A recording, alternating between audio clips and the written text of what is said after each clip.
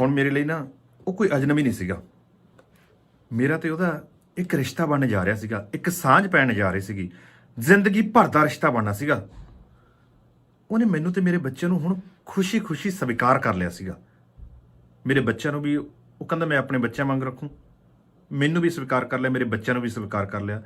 ਮੈਂ ਤੇ ਉਹ ਹੁਣ ਦਿਨ 'ਚ ਕਈ ਵਾਰ ਫੋਨ ਕਰਦੇ, ਘੰਟਿਆਂ ਬੱਧੀ ਇੱਕ ਦੂਜੇ ਨਾਲ ਗੱਲਾਂ ਕਰਦੇ ਰਹਿੰਦੇ ਸੀਗੇ। ਜਦ ਮੈਂ ਉਹਨੂੰ ਆਪਣੇ ਬੱਚਿਆਂ ਦੀਆਂ ਤੋਤਲੀਆਂ-ਮੋਤਲੀਆਂ ਗੱਲਾਂ ਸੁਣਾਉਂਦਾ ਨਾ, ਉਹ ਮੈਨੂੰ ਮੈਂ ਉਹਨੂੰ ਕਿਹਾ ਕਰਾਂ ਕਿ ਮੇਰੇ ਬੱਚੇ ਆ ਜਿਹੜੇ ਉਹ ਕਦੇ-ਕਦੇ ਨਾ ਐਸੀਆਂ ਹਰਕਤਾਂ ਕਰਦੇ ਆ, ਐਸੀਆਂ ਤੋਤਲੀਆਂ ਗੱਲਾਂ ਕਰਦੇ ਆ, ਉਹ ਕਮਾਲ ਹੀ ਆ। ਤੇ ਉਦੋਂ ਮਨ ਮਤਲਬ ਖਿੜ ਜਾਂਦਾ। ਸੋ ਜਦੋਂ ਮੈਂ ਉਹਨੂੰ ਸੁਣਾਉਂਦਾ ਤੇ ਉਹਦਾ ਵੀ ਮਨ ਖਿੜ ਜਾ ਕਰੇ। ਉਹ ਇੰਨਾ ਉੱਚੀ ਹੱਸਿਆ ਕਰੇ ਕਿ ਮੈਨੂੰ ਇਉਂ ਲੱਗਿਆ ਕਰੇ ਕਿ ਉਹਦੇ ਹਾਸੇ ਦੀ ਠਣਕਾਰ ਆ ਮੇਰੀ ਰੂਹ ਤੱਕ ਉਤਰ ਜਾਂਦੀ ਆ। ਉਹ ਕਹਿੰਦੀ ਤੇਰੇ ਬੱਚਿਆਂ ਨੂੰ ਮੈਂ ਆਪਣੇ ਬੱਚਿਆਂ ਵਾਂਗੂ ਹੀ ਰੱਖਾਂਗੀ। ਜੇ ਤੇਰਾ ਡਾਈਵੋਰਸ ਪਹਿਲਾਂ ਹੋ ਗਿਆ ਸੀ ਕੋਈ ਗੱਲ ਨਹੀਂ, ਪਰ ਇਹ ਜਿਹੜੇ ਬੱਚੇ ਆ ਇਹਨਾਂ ਨੂੰ ਮੈਂ ਮਾਂ ਜਿੰਨਾ ਹੀ ਪਿਆਰ ਦਵਾਂਗੀ ਜਿਵੇਂ ਇਹਨਾਂ ਦੀ ਅਸਲੀ ਮਾਂ ਹੋਵੇ।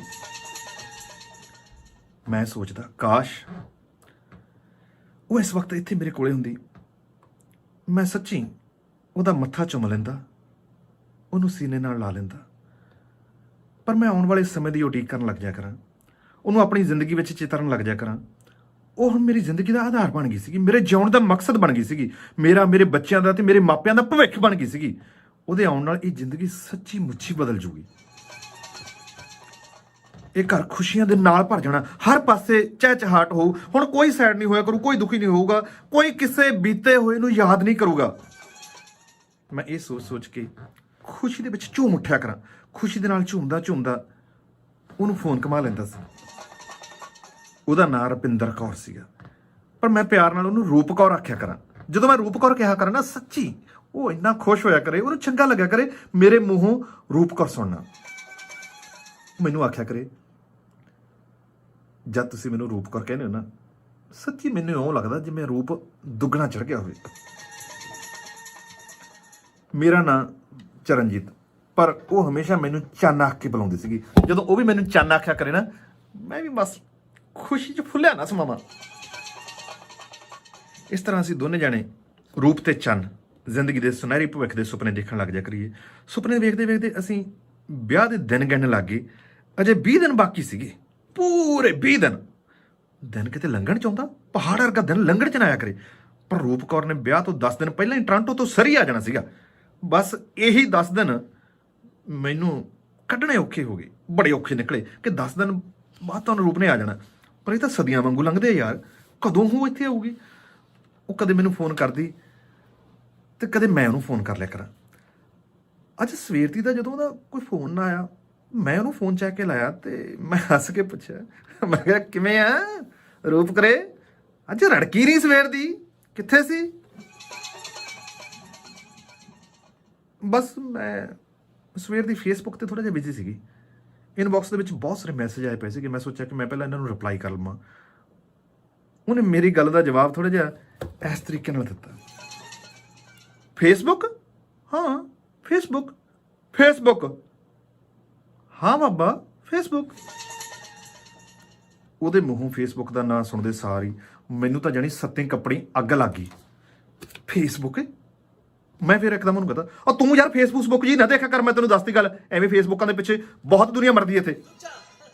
ਫੇਸਬੁੱਕ ਤੇ ਕਾਹਤੋਂ ਦੁਨੀਆ ਮਰਦੀ ਹੈ, ਕਮਾਲ ਕਰੀ ਜਾਂਦੇ ਤੁਸੀਂ ਤਾਂ। ਹਾਂ, ਪਰ ਉਹਦਾ ਇਹ ਗੱਲ ਕਹਿਣਾ ਕਿ ਫੇਸਬੁੱਕ ਤੇ ਕਾਹਤੋਂ ਦੁਨੀਆ ਮਰਦੀ ਹੈ, ਮੈਨੂੰ ਰੜਕ ਗਿਆ। ਫੇਸਬੁੱਕ ਤੇ ਬਹਿ ਨਹੀਂ ਸਕਦੀ? ਨਹੀਂ, ਤੂੰ ਫੇਸਬੁੱਕ ਤੇ ਨਹੀਂ ਬਹਿ ਸਕਦੀ। ਮੈਂ ਤੈਨੂੰ ਬਸ ਇੰਨਾ ਕੁ ਦੱਸਦਾ ਵੀ ਤੂੰ ਨਹੀਂ ਹੁਣ ਫੇਸਬੁੱਕ ਤੇ ਬਹਿ ਸਕਦੀ। ਕਿਉਂ ਨਹੀਂ ਬਹਿ ਸਕਦੀ? ਮੈਂ ਕਹਿਤਾ ਨਾ, ਬਸ ਨਹੀਂ ਬਹਿ ਸਕਦੀ। ਮੇਰੀ ਆਵਾਜ਼ ਹੁਣ ਉੱਚੀ ਹੋ ਗਈ ਸੀ। ਪਰ ਕਿਉਂ? ਹੁਣ ਉਹਦੀ ਵੀ ਆਵਾਜ਼ ਉੱਚੀ ਹੋ ਗਈ। ਬਸ ਮੈਂ ਤੈਨੂੰ ਕਹਤਾ ਵੀ ਮੈਨੂੰ ਨਹੀਂ ਪਸੰਦ ਯਾਰ, ਇਹ ਨਹੀਂ ਪਸੰਦ ਮੈਨੂੰ, ਤੂੰ ਨਹੀਂ ਫੇਸਬੁੱਕ ਤੇ ਬਹਿ ਸਕਦੀ। ਬਸ ਜੇਕਰ ਤੈਨੂੰ ਨਹੀਂ ਪਸੰਦ, ਤੇਰੀ ਪ੍ਰੋਬਲਮ ਆ, ਮੇਰੀ ਥੋੜ੍ਹਾ। ਫਿਰ ਜ਼ਰੂਰੀ ਨਹੀਂ ਕਿ ਜਿਹੜਾ ਕੁਝ ਤੈਨੂੰ ਪਸੰਦ ਹੋਵੇ ਤੇ ਉਹ ਮੈਨੂੰ ਵੀ ਪਸੰਦ ਹੋਵੇ। ਮੈਂ ਤੇ ਨਹੀਂ ਜਾ ਸਕਦੀ, ਮੈਂ ਉਹ ਤੇ ਨਹੀਂ ਜਾ ਸਕਦੀ, ਮੈਂ ਆਹ ਨਹੀਂ ਖਾ ਸਕਦੀ, ਮੈਂ ਉਹ ਨਹੀਂ ਖਾ ਸਕਦੀ, ਮੈਂ ਆਹ ਨਹੀਂ ਪਾ ਸਕਦੀ, ਮੈਂ ਉਹ ਨਹੀਂ ਪਾ ਸਕਦੀ। ਫਿਰ ਤਾਂ ਤੇਰੀ ਮਰਜ਼ੀ ਚੱਲੂਗੀ। ਹਜੇ ਤਾਂ ਵਿਆਹ ਦੇ ਵਿੱਚ 20 ਦਿਨ ਬਾਕੀ ਹੈ। ਮੇਰੀ ਗੱਲ ਦਾ ਜਵਾਬ ਰੂਪ ਕੌਰ ਨੇ ਥੋੜਾ ਜਿਹਾ ਅੜਬਜੇ ਤਰੀਕੇ ਨਾਲ ਦਿੱਤਾ। ਬਸ ਮੈਂ ਤੈਨੂੰ ਕਹਿਤਾ ਨਾ, ਤੂੰ ਮੇਰੇ ਨਾਲ ਵਿਆਹ ਕਰਾਉਣਾ ਤਾਂ ਤੈਨੂੰ ਬਸ ਇਹਨਾਂ ਚੀਜ਼ਾਂ ਤੋਂ ਦੂਰ ਰਹਿਣਾ ਪੈਣਾ। ਮੈਂ ਤੈਨੂੰ ਇੱਕ ਵਾਰ ਦੱਸਤੀ, 100 ਹੱਥ ਰਸਾ ਸਿਰੇ ਤੇ ਗੰਢ, ਗੱਲ ਮੰਨਣੀ ਹੈ ਨਹੀਂ ਮੰਨਣੀ ਤਾਂ ਫਿਰ ਤੂੰ। ਮੈਂ ਹਜੇ ਇੰਨਾ ਕੀ ਕਹਿੰਦਾ, ਮੈਂ ਜਾਣੀ ਉੱਤੇ ਆਪਣਾ ਹੱਕ ਜਿਹਾ ਜਤਾਇਆ। ਬਸ ਫੇਰ ਕੀ ਸੀ, ਇਸ ਗੱਲ ਨੂੰ ਲੈ ਕੇ ਦੋਨੇ ਹੀ ਝਗੜ ਪਏ ਅਸੀਂ। ਗੁੱਸੇ ਜਾ ਕੇ ਦੋਵਾਂ ਨੇ ਆਪੋ ਨੇ ਆਪ ਤੋਂ ਕੰਟਰੋਲ ਖੋ ਰਿਹਾ। ਮੈਨੂੰ ਇਉਂ ਲੱਗਦਾ ਸੀ ਵੀ ਮੈਂ ਕੁਝ ਥੋੜਾ ਜਿਹਾ ਜ਼ਿਆਦਾ ਬੋਲ ਗਿਆ। ਕਸਰ ਤਾਂ ਪਰ ਰੂਪ ਕੌਰ ਨੇ ਵੀ ਘੱਟ ਨਹੀਂ ਸੀ ਛੱਡੀ, ਉਹ ਵੀ ਭੜਕ ਉੱਠੀ। ਗੁੱਸੇ 'ਚ ਕਹਿਣ ਲੱਗੀ, ਮੈਂ ਤੇਰੀ ਕੋਈ ਗੁਲਾਮ ਨਹੀਂ ਹਾਂ, ਤੂੰ ਤਾਂ ਹੁਣੇ ਮੇਰੀ ਆਜ਼ਾਦੀ ਤੇ ਪਾਬੰਦੀਆਂ ਲਾਉਣ ਲੱਗ ਪਿਆ। ਵਿਆਹ ਤੋਂ ਬਾਅਦ ਤੂੰ ਕੀ ਕਰੇਗਾ? ਮੈਂ ਇਹ ਨਹੀਂ ਕੁਛ ਚੱਲ ਸਕਦੀ, ਤੇਰੀ ਇੰਨੀ ਸਖਤਾਈ ਨਹੀਂ, ਮੈਂ ਨਹੀਂ ਸਹਿ ਸਕਦੀ। ਕਿਉਂ ਸਹਾਂ ਵੀ ਮੈਂ ਨਫ਼ਰਤ ਕਰਦੀ ਹਾਂ ਤੇਰੇ ਵਰਗੇ ਬੰਦਿਆਂ ਨੂੰ, ਜੋ ਔਰਤ ਕੱਠ ਪੁਤਲੀ ਸਮਝਦੇ ਆ, ਪੈਰ ਦੀ ਜੁੱਤੀ ਸਮਝਦੇ ਆ ਹਜੇ ਤੱਕ ਵੀ। ਉਹਨੇ ਇੰਨਾ ਕਾਕ ਪੈਂਦੀ ਸੱਟੇ ਮੇਰਾ ਫੋਨ ਪਟਕ ਦੇਣੇ ਕੱਟਤਾ। ਮੈਂ ਬੜਿਆ ਵਾਰੀ ਫੋਨ ਲਾਇਆ ਫਿਰ ਉਹਨੂੰ, ਪਰ ਫੋਨ ਨਾ ਚੱਕਿਆ ਉਹਨੇ। ਬੜੀ ਕੋਸ਼ਿਸ਼ ਕੀਤੀ, ਫਿਰ ਵੀ ਕਾਮਯਾਬੀ ਨਾ ਮਿਲੀ ਮੈਨੂੰ ਫੋਨ ਲਾਉਣ 'ਚ। ਮੈਂ ਹਫਲ ਕੇ ਸੋਫੇ ਤੇ ਜਾ ਡਿੱਗਿਆ। ਮੇਰੇ ਕੰਨਾਂ ਦੇ ਵਿੱਚ ਫੇਸਬੁੱਕ ਸ਼ਬਦ ਵਾਰ-ਵਾਰ ਗੂੰਜਣ ਲੱਗਿਆ। ਮੇਰੇ ਕੰਨਾਂ ਦੇ ਪਰਦੇ ਪਾੜਨ ਲੱਗ ਗਏ। ਮੈਨੂੰ ਇਉਂ ਲੱਗਿਆ ਜਿਵੇਂ ਕਿਸੇ ਨੇ ਲੂਣ ਦੀ ਬੁੱਕ ਭਰ ਕੇ ਨਾ ਮੇਰੇ ਅੱਲੇ ਜ਼ਖਮਾਂ ਦੇ ਉੱਪਰ ਛਿੜਕਤੀ ਹੋਵੇ। ਦਰਦ ਦੇ ਨਾਲ ਤੜਫ ਉੱਠਿਆ, ਸੱਚੀ ਦਰਦ ਦੇ ਨਾਲ ਤੜਫ ਉੱਠਿਆ ਮੈਂ। ਮੇਰੀ ਅੱਖਾਂ ਸਾਹਮਣੇ ਮੇਰੀ ਜ਼ਿੰਦਗੀ ਦੀ ਉਹ ਸਾਰੀ ਕਹਾਣੀ ਇੱਕ ਵਾਰ ਫਿਰ ਤੋਂ ਆ ਗਈ। ਜਦੋਂ ਮੈਂ ਟਰੱਕ ਦੇ ਲੰਬਿਆਂ ਰੂਟਾਂ ਤੇ ਜਾਂਦਾ ਸੀ, ਲੋਡ ਲੈ ਕੇ ਜਾਇਆ ਕਰਦਾ ਸੀ। ਇੱਕ ਦਿਨ ਮੈਨੂੰ ਹੋਰ ਲੋਡ ਨਹੀਂ ਸੀ ਮਿਲਿਆ, ਜਿਸ ਕਰਕੇ ਮੈਂ ਛੇਤੀ ਘਰੇ ਆ ਗਿਆ। ਜਦੋਂ ਮੈਂ ਬੇਸਮੈਂਟ ਦਾ ਦਰਵਾਜ਼ਾ ਖੋਲ੍ਹਿਆ ਤਾਂ ਬੱਚਿਆਂ ਦੀ ਮਾਂ ਦਲਵੀਰ ਕੌਰ ਕਮਰੇ ਦੇ ਵਿੱਚ ਸੀਗੀ। ਬੱਚੇ ਬਾਹਰ ਖੇਡ ਰਹੇ ਸੀਗੇ।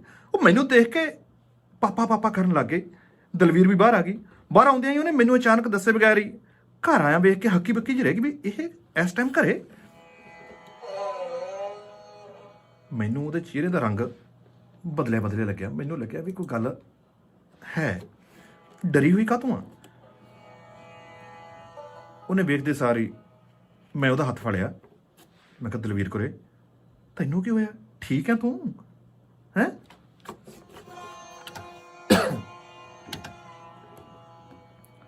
ਪਰ ਉਹਦੇ ਜਵਾਬ ਸੁਣਨ ਤੋਂ ਪਹਿਲਾਂ ਹੀ ਮੇਰੇ ਦੋਵੇਂ ਬੱਚੇ ਮੇਰੀਆਂ ਲੱਤਾਂ ਨਾਲ ਚੁੰਬੜ ਗਏ। ਉਹ ਦੋਵੇਂ ਉਦੋਂ 2 ਸਾਲਾਂ ਦੇ ਸੀਗੇ। ਮੈਂ ਉਹਨਾਂ ਨੂੰ ਗੋਦੀ ਚੱਕ ਲਿਆ ਤੇ ਲਿਵਿੰਗ ਰੂਮ ਦੇ ਵਿੱਚ ਸੋਫੇ ਤੇ ਬੈਠ ਗਿਆ। ਉਹ ਦੋਵੇਂ ਜਣੇ ਮੇਰੇ ਨਾਲ ਖੇਡਣ ਲੱਗ ਗਏ। ਮੈਂ ਦਲਵੀਰ ਨੂੰ ਕਈ ਵਾਰ ਬੁਲਾਇਆ, ਪਰ ਉਹਦੀ ਸਿਹਤ ਬਾਰੇ ਜਾਣਨਾ ਚਾਹਿਆ। ਉਹਨੇ ਖੁੱਲ੍ਹ ਕੇ ਗੱਲ ਨਾ ਕੀਤੀ ਮੇਰੇ ਨਾਲ। ਮੇਰੀ ਕਿਸੇ ਵੀ ਗੱਲ ਦਾ ਸਹੀ ਢੰਗ ਨਾਲ ਜਵਾਬ ਹੀ ਨਹੀਂ ਸੀ ਦੇ ਰਹੀ।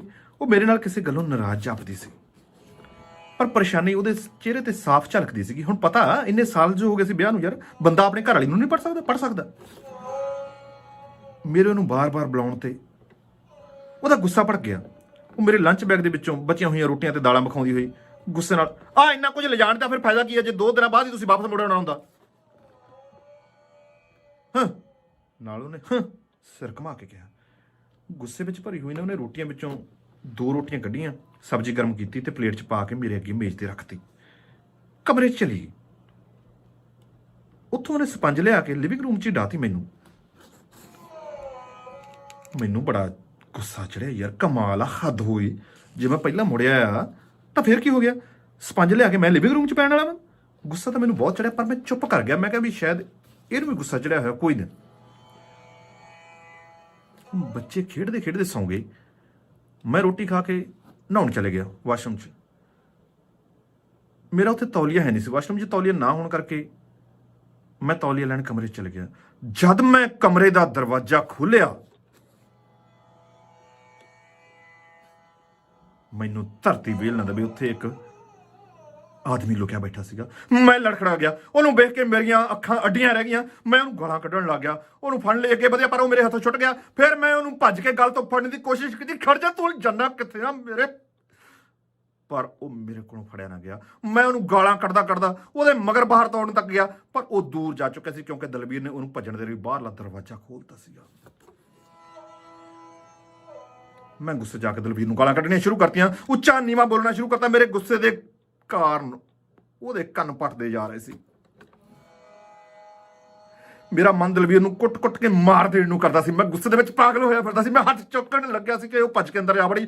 ਉਹਨੇ ਅੰਦਰਲਾ ਕੁੰਡਾ ਲਾ ਲਿਆ। ਮੈਂ ਉਹਨੂੰ ਗਾਲਾਂ ਕੱਢਦਾ ਹੋਇਆ ਬਾਰ-ਬਾਰ ਅੰਦਰਲਾ ਕੁੰਡਾ ਖੋਲ੍ਹ, ਨਹੀਂ ਖੋਲ ਕੁੰਡਾ, ਹੁਣ ਖੋਲ ਕੁੰਡਾ, ਕਿਉਂ ਨਹੀਂ ਖੋਲਦੀ? ਹੁਣ ਕੁੰਡਾ ਖੋਲ। ਲੱਤਾਂ ਠਾ ਕੇ ਮਾਰਨ ਲੱਗ ਗਿਆ, ਹੱਥਾਂ ਤੇ ਮਾਰਨ ਲੱਗ ਗਿਆ। ਹੱਥਾਂ ਤੇ ਮੇਰੇ ਸੱਟ ਲੱਗਣ ਲੱਗੇ ਤੇ ਨਾਲ ਲਹੂ ਨਿਕਲਣ ਲੱਗ ਗਿਆ। ਪਰ ਮੈਨੂੰ ਉਸ ਟਾਈਮ ਤੇ ਲਹੂ ਦਾ ਕੋਈ ਫਿਕਰ ਨਹੀਂ ਸੀ। ਉਹ ਵੀ ਅੰਦਰੋਂ ਗੁੱਸੇ ਦੇ ਵਿੱਚ ਬੋਲੇ। ਉਹ ਬਾਰ-ਬਾਰ ਆਪਣੀਆਂ ਸਫਾਈਆਂ ਦੇ ਰਹੇ ਸੀ, ਪਰ ਮੈਨੂੰ ਉਹਦੀ ਕੋਈ ਵੀ ਸਫਾਈ ਨਹੀਂ ਸੀ ਸੁਣ ਰਹੀ। ਉਹ ਨਾਲ ਉੱਚੀ ਰੋ ਰਹੀ ਸੀ ਮੇਰੇ ਬਾਰ-ਬਾਰ ਕਹਿਣ ਤੇ। ਜਦੋਂ ਉਹਨੇ ਦਰਵਾਜ਼ਾ ਨਾ ਖੋਲ੍ਹਿਆ ਤਾਂ ਮੈਂ ਲੱਤਾਂ ਮਾਰ ਕੇ ਦਰਵਾਜ਼ਾ ਤੋੜਤਾ। ਅੱਗੇ ਅੰਦਰ ਜਦੋਂ ਦੇਖਿਆ ਤਾਂ ਉਹ ਚੁੰਨੀ ਬੰਨ੍ਹ ਕੇ ਫਾਹਾ ਲੈਣ ਦੀ ਕੋਸ਼ਿਸ਼ ਕਰ ਰਹੀ ਸੀ। ਫਾਹਾ, ਸੁਸਾਈਡ। ਮੈਂ ਫਟਾਫਟ 911 ਕਾਲ ਕਰਤੀ। ਦਲਵੀਰ ਨੂੰ ਜੱਫਾ ਭਰ ਕੇ ਕਮਰੇ ਦੇ ਵਿੱਚੋਂ ਬਾਹਰ ਕੱਢਿਆ। 4 ਮਿੰਟਾਂ ਦੇ ਵਿੱਚ ਪੁਲਿਸ ਆ ਗਈ। ਪੁਲਿਸ ਦੇ ਆਉਣ ਤੇ ਦਲਵੀਰ ਨੇ ਰੋ ਰੋ ਕੇ ਆਪਣੀ ਹਾਲਤ ਪਾਗਲਾ ਵਾਂਗ ਕਰ ਲਈ। ਉਹ ਬਾਰ-ਬਾਰ ਖੁਦਕੁਸ਼ੀ ਕਰਨ ਲਈ ਪੁਲਿਸ ਨੂੰ ਆਖ ਰਹੀ ਸੀ। ਪੁਲਿਸ ਦਾ ਇੱਕ ਅਫਸਰ ਪੰਜਾਬੀ ਮੁੰਡਾ ਸੀਗਾ। ਮੈਂ ਉਹਨੂੰ ਸਾਰੀ ਕਹਾਣੀ ਸਾਫ਼-ਸਾਫ਼ ਸ਼ਬਦਾਂ ਦੇ ਵਿੱਚ ਦੱਸਦੀ। ਉਹਨੇ ਦਲਵੀਰ ਨੂੰ ਪੰਜਾਬੀ 'ਚ ਪੁੱਛਿਆ, ਕੌਣ ਸੀ ਉਹ ਆਦਮੀ? ਕਿੰਨੇ ਚਿਰ ਤੋਂ ਜਾਣਦੀ ਹੈ ਤੂੰ ਉਹਨੂੰ? ਅੱਗੋਂ ਦਲਵੀਰ ਨੇ ਰੋਂਦੀ ਹੋਈ ਨੇ ਪੁਲਿਸ ਨੂੰ ਇੰਨੇ ਦੱਸਿਆ ਕਿ ਉਹ ਮੇਰਾ ਫੇਸਬੁੱਕ ਫਰੈਂਡ ਸੀ। ਪੁਲਿਸ ਅੱਗੇ ਵੀ ਬਾਰ-ਬਾਰ ਇਹੋ ਹੀ ਆਖੀ ਰਹੀ ਸੀ ਕਿ ਹੁਣ ਬਸ ਮੇਰੇ ਜਿਉਣ ਦਾ ਕੋਈ ਮਕਸਦ ਨਹੀਂ ਰਿਹਾ, ਹੁਣ ਮੈਂ ਜਿਉਣਾ ਨਹੀਂ ਚਾਹੁੰਦੀ। ਦਲਵੀਰ ਦੀ ਹਾਲਤ ਨੂੰ ਦੇਖ ਕੇ ਪੁਲਿਸ ਵਾਲਿਆਂ ਨੇ ਪੰਜਾਬੀ ਮੁੰਡੇ ਨੂੰ ਕਿਹਾ ਕਿ ਇਸ ਐਡਰੈਸ 'ਚ ਇਹ ਕਿਸੇ ਵੇਲੇ ਵੀ ਖੁਦਕੁਸ਼ੀ ਕਰ ਸਕਦੀ ਹੈ, ਇਹਨੂੰ ਇੱਥੇ ਤਾਂ ਨਹੀਂ ਛੱਡ ਕੇ ਜਾ ਸਕਦੇ ਸੀ, ਹਸਪਤਾਲ ਲੈ ਜਾਣਾ ਪੈਣਾ, ਉੱਥੇ ਨਿਗਰਾਨੀ ਰੱਖਾਂਗੇ। ਦਲਵੀਰ ਦੇ ਜਾਣ ਤੋਂ ਬਾਅਦ ਮੈਂ ਆਪਣਾ ਸਿਰ ਫੜ ਕੇ ਭੁੰਜੇ ਬੈਠ ਗਿਆ। ਉਸ ਦਿਨ ਮੇਰਾ ਸਭ ਕੁਝ ਲੁੱਟ ਗਿਆ ਸੀ। ਦਲਵੀਰ ਪ੍ਰਤੀ ਵਿਸ਼ਵਾਸ ਟੁੱਟ ਗਿਆ ਸੀ। ਮੈਂ ਸਾਰੀ ਰਾਤ ਰੋ ਰੋ ਕੇ ਜਾਗ ਕੇ ਕੱਢੀ। ਦਲਵੀਰ ਦੇ ਫੋਨ ਤੇ ਨੰਬਰ ਚੈੱਕ ਕੀਤੇ, ਬੜੇ ਅਜੀਬ ਜਿਹੇ ਬਾਹਰਲੇ ਨੰਬਰ। ਮੈਂ ਉਸੇ ਵਕਤ ਦਲਵੀਰ ਨੂੰ ਆਪਣੀ ਜ਼ਿੰਦਗੀ ਦੇ ਵਿੱਚੋਂ ਬਾਹਰ ਕੱਢਤਾ। ਦੂਸਰੇ ਦਿਨ ਪੁਲਿਸ ਨੇ ਵੀ ਇੰਝ ਕੀਤਾ। ਉਹਨੇ ਮੈਨੂੰ ਤੇ ਮੇਰੇ ਬੱਚਿਆਂ ਨੂੰ ਕੁਝ ਸਮਾਂ ਦਲਵੀਰ ਤੋਂ ਅਲੱਗ ਹੋ ਕੇ ਰਹਿਣ ਲਈ ਕਹਿਤਾ। ਫਿਰ ਪੂਰਾ 1.5 ਸਾਲ ਕੇਸ ਚੱਲਿਆ। 1.5 ਸਾਲ ਕੋਰਟ 'ਚ ਤਰੀਕਾਂ ਪਈਆਂ। ਦਲਵੀਰ ਨੇ ਮੇਰੇ ਕੋਲੋਂ ਬਹੁਤ ਮਾਫੀਆਂ ਮੰਗੀਆਂ, ਮੇਰੀਆਂ ਬਹੁਤ ਮਿੰਨਤਾਂ ਕੀਤੀਆਂ, ਬੱਚਿਆਂ ਦੇ ਵਾਸਤੇ ਪਾਏ। ਉਹ ਆਪਣੇ ਤੋਂ ਹੋਈ ਗਲਤੀ ਤੇ ਪਛਤਾ ਰਹੀ ਸੀ। ਉਹ ਜੱਜ ਨੂੰ ਵੀ ਰੋ ਰੋ ਕੇ ਇਹੀ ਦੱਸ ਰਹੀ ਸੀ ਕਿ ਉਹ ਆਦਮੀ ਝੂਠਾ ਸੀ। ਉਹਦੀ ਫੇਸਬੁੱਕ ਆਈਡੀ ਝੂਠੀ ਸੀ। ਉਹਦੀ ਫੇਸਬੁੱਕ ਤੇ ਉਹਦੀਆਂ ਝੂਠੀਆਂ ਤਸਵੀਰਾਂ ਲੱਗੀਆਂ ਹੋਈਆਂ ਸੀ। ਉਹ ਮੇਰੇ ਬੱਚਿਆਂ ਬਾਰੇ ਮੈਨੂੰ ਪੁੱਛਿਆ ਕਰਦਾ ਸੀਗਾ। ਮੈਨੂੰ ਲੱਗਿਆ ਕਿ ਮੇਰੇ ਨਾਲ ਵੈਸੇ ਹੀ ਗੱਲ ਕਰਦਾ ਤੇ ਮੈਂ ਉਹਨੂੰ ਆਪਣੀ ਫਰੈਂਡ ਲਿਸਟ ਦੇ ਵਿੱਚ ਪਾ ਲਿਆ। ਉਹਦੀਆਂ ਆਈਡੀਆਂ ਵੀ ਝੂਠੀਆਂ ਸੀ। ਆਪਣੇ ਬੱਚਿਆਂ ਦੇ ਨਾਲ ਉਹਨੇ ਫੋਟੋ ਲਾਈ ਹੋਈ ਸੀ। ਮੇਰੇ ਬੱਚਿਆਂ ਬਾਰੇ ਗੱਲਾਂ ਬਾਤਾਂ ਕਰਦਾ ਸੀ, ਮੈਂ ਉਹਦੇ ਬੱਚਿਆਂ ਬਾਰੇ ਗੱਲਾਂ ਬਾਤਾਂ ਕਰਦੀ ਸੀ। ਉਹ ਆਪਣੀ ਲਾਈਫ ਬਾਰੇ ਦੱਸਦਾ ਸੀ, ਮੈਂ ਆਪਣੀ ਲਾਈਫ ਬਾਰੇ ਦੱਸਦੀ ਸੀ। ਮੈਨੂੰ ਲੱਗਿਆ ਕਿ ਮੈਨੂੰ ਇੱਕ ਫੇਸਬੁੱਕ ਤੇ ਇੱਕ ਫਰੈਂਡ ਆ ਜਿਹੜਾ ਫਰੈਂਡ ਲਿਸਟ ਦੇ ਵਿੱਚ ਹੋਰ ਐਡ ਕਰ ਲੈ ਤੇ ਮੇਰਾ ਕੀ ਜਾਂਦਾ ਵਾ। ਉਹ ਸਾਡੇ ਇਸ ਤਰੀਕੇ ਨਾਲ ਗੱਲਾਂ ਚੱਲਦੀਆਂ ਰਹੀਆਂ। ਇੱਕ ਦਿਨ ਉਹਦਾ ਮੈਨੂੰ ਮੈਸੇਜ ਪਹੁੰਚਦਾ ਵਾ ਕਿ ਮੇਰੇ ਡੈਡ ਦੀ ਉੱਥੇ ਇੰਡੀਆ ਦੇ ਵਿੱਚ ਡੈਥ ਹੋ ਗਈ ਹੈ ਤੇ ਮੈਨੂੰ ਇੰਡੀਆ ਜਾਣਾ ਪੈਣਾ। ਇਸ ਕਰਕੇ ਮੈਂ ਇੱਕ ਨਵੀਂ ਗੱਡੀ ਖਰੀਦੀ ਸੀ, ML350। ਤੇ ML350 ਹੈ ਜਿਹੜੀ, ਉਹ ਮੈਨੂੰ ਹੁਣ ਦੇ ਕੇ ਜਾਣੀ ਪੈਣੀ ਆ। ਦਲਵੀਰ, ਮੈਂ ਕਿਸੇ ਨੂੰ ਕਿਉਂ ਦੇ ਕੇ ਜਾਵਾਂ ਤੇ ਮੈਂ ਆਪਣੇ ਦੋਸਤ ਨੂੰ ਕਿਉਂ ਨਾ ਦੇ ਜਾਵਾਂ? ਤੇ ਮੈਂ ਤੈਨੂੰ ਦੇ ਦਿੰਦਾ, ਪਰ ਮੈਂ ਚੱਕਰ ਇਹ ਆ, ਮੈਂ ਉਹ ਖਰੀਦੀ ਮਹਿੰਗੀ ਸੀਗੀ ਤੇ ਮੈਨੂੰ ਹੁਣ ਉਹ ਸਿੱਟ ਕੇ ਜਾਣੀ ਪੈਣੀ ਆ ਕਿਉਂਕਿ ਮੈਂ ਪਰਸੋਂ ਦੀ ਫਲਾਈਟ ਆ। ਤੇ ਤੂੰ ਜੇ ਮਾਈਂਡ ਨਾ ਕਰੇ ਤੇ 25-30 ਹਜ਼ਾਰ ਦੇ ਵਿੱਚ ਜੇ ਤੇਰੇ ਕੋਲ ਇੰਨਾ ਕੁ ਹੋ ਸਕਦਾ ਤੇ ਮੈਂ ਤੈਨੂੰ ਉਹ ਗੱਡੀ ਦੇ ਜਾਣਾ। ਉਹ ਗੱਡੀ ਘੱਟੋ ਘੱਟ ਵੀ 70 ਹਜ਼ਾਰ ਦੀ, ਪਰ ਮੇਰੇ ਕੋਲ ਸਿਰਫ ਦਿਨ 2 ਹੀ ਆ। ਮੈਨੂੰ ਹਰ ਹਾਲਤ 'ਚ ਜਾਣਾ ਪੈਣਾ। ਇਹ ਵੀ ਨਹੀਂ ਪਤਾ ਫਿਰ ਮੈਂ ਵਾਪਸ ਆ ਸਕਾਂ ਜਾਂ ਨਾ।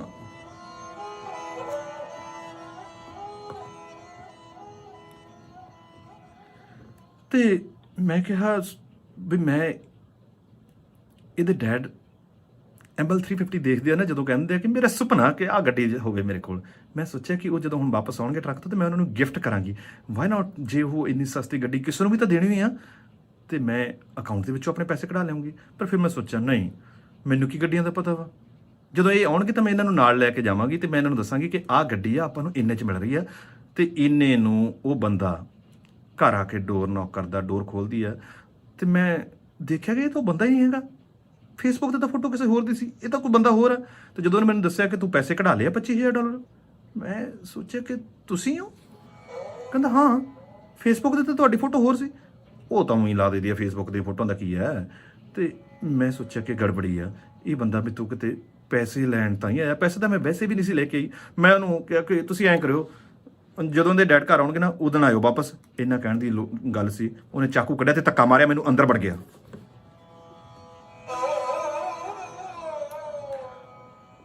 ਉਹ ਬੱਚਿਆਂ ਸਮੇਤ ਇਕੱਲੀ ਸੀ, ਉਸ ਟਾਈਮ ਤੇ ਡਰ ਗਈ।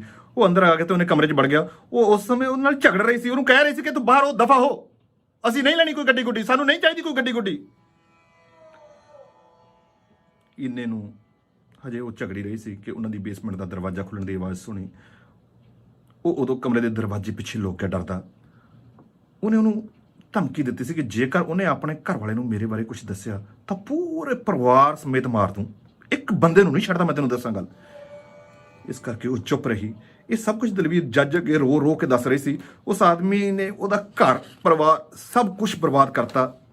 ਉਹ ਆਪਣੇ ਤੋਂ ਹੋਈ ਗਲਤੀ ਨੂੰ ਸਵੀਕਾਰ ਵੀ ਕਰ ਰਹੀ ਸੀ, ਮੇਰੀ ਜ਼ਿੰਦਗੀ ਵਿੱਚ ਵਾਪਸ ਵੀ ਆਉਣਾ ਚਾਹੁੰਦੀ ਸੀ। ਮੈਨੂੰ ਦਲਵੀਰ ਦੇ ਭੋਲੇਪਣ ਬਾਰੇ ਪਤਾ ਸੀ ਕਿ ਇਹ ਭੋਲੀ ਆ, ਇਹ ਸੱਚੀ ਆ, ਪਰ ਜੋ ਤੂਫਾਨ ਉਸ ਦਿਨ ਮੇਰੇ ਤੇ ਝੁੱਲਿਆ ਸੀ ਉਹ ਮੈਨੂੰ ਨਹੀਂ ਸੀ ਭੁੱਲਦਾ। ਜਦੋਂ ਮੈਂ ਉਹਨੂੰ ਦੇਖਿਆ ਦਰਵਾਜ਼ੇ ਉਹਲੇ ਲੁਕੇ ਹੋਏ ਨੂੰ, ਉਹ ਮੈਨੂੰ ਨਹੀਂ ਸੀ ਭੁੱਲਦਾ। ਮੇਰਾ ਮਨ ਨਾ ਮੰਨਿਆ, ਮੈਂ ਅੰਦਰੋਂ ਅੰਦਰ ਤਿਆਰ ਨਾ ਹੋ ਸਕਿਆ। ਅਖੀਰ ਸਾਡਾ ਤਲਾਕ ਹੋ ਗਿਆ। ਅੱਜ ਇਸ ਗੱਲ ਨੂੰ ਪੂਰੇ 5 ਸਾਲ ਹੋ ਗਏ ਨੇ। ਉਦੋਂ ਤੋਂ ਹੀ ਮੈਂ ਫੇਸਬੁੱਕ ਨੂੰ ਨਫ਼ਰਤ ਕਰਦਾ ਫੇਸਬੁੱਕ ਨੂੰ, ਜਿਹਨੇ ਮੇਰਾ ਘਰ-ਬਾਰ ਉਜਾੜਤਾ, ਜਿਹਨੇ ਆਪਣੇ ਬੱਚਿਆਂ ਦੇ ਕੋਲੋਂ ਉਹਨਾਂ ਦੀ ਮਾਂ ਖੋਲੀ, ਜਿਹਨੇ ਸੱਸ ਦੇ ਕੋਲੋਂ ਉਹਦੀ ਪਿਆਰੀ ਨੂੰਹ ਖੋਲੀ, ਜਿਹਨੇ ਮੇਰੇ ਕੋਲੋਂ ਮੇਰੇ ਘਰ ਵਾਲੀ ਖੋਲੀ। ਮੈਂ ਨਫ਼ਰਤ ਕਰਦਾ ਉਸ ਫੇਸਬੁੱਕ ਨੂੰ। ਇਹ ਮੇਰੇ ਕੋਲੋਂ ਨਹੀਂ, ਹੋਰ ਕਈਆਂ ਦੇ ਘਰ-ਬਾਰ ਵੀ ਬਰਬਾਦ ਕੀਤੇ ਹੋਣੇ ਨੇ, ਪਰ ਅੱਜ ਫਿਰ ਦੂਜੀ ਵਾਰ ਮੇਰੀ ਜ਼ਿੰਦਗੀ ਦੇ ਵਿੱਚ ਫੇਸਬੁੱਕ ਦਾ ਸ਼ਬਦ ਸੁਣ ਕੇ ਮੇਰੇ ਹੋਣ ਵਾਲੀ ਘਰਵਾਲੀ ਕਹਿ ਰਹੀ ਆ ਕਿ ਮੈਂ ਤਾਂ ਬਿਜੀ ਸੀ ਫੇਸਬੁੱਕ ਤੇ। ਮੇਰੇ ਮੂਹਰੇ ਸਾਰੀ ਕਹਾਣੀ ਉਹੀ ਫੇਰ ਇੱਕ ਵਾਰ ਆ ਗਈ ਕਿ ਪਤਾ ਨਹੀਂ ਉੱਥੇ ਕਿਹੜੇ ਅਜਨਬੀ ਤੁਹਾਡੀ ਫਰੈਂਡ ਲਿਸਟ ਦੇ ਵਿੱਚ ਆ ਜਾਂਦੇ ਆ। ਸੋ ਇਹ ਸੀ ਅੱਜ ਦੀ ਕਹਾਣੀ। ਫੇਸਬੁੱਕ ਤੁਹਾਨੂੰ ਕਿੱਦਾਂ ਦੀ ਲੱਗੀ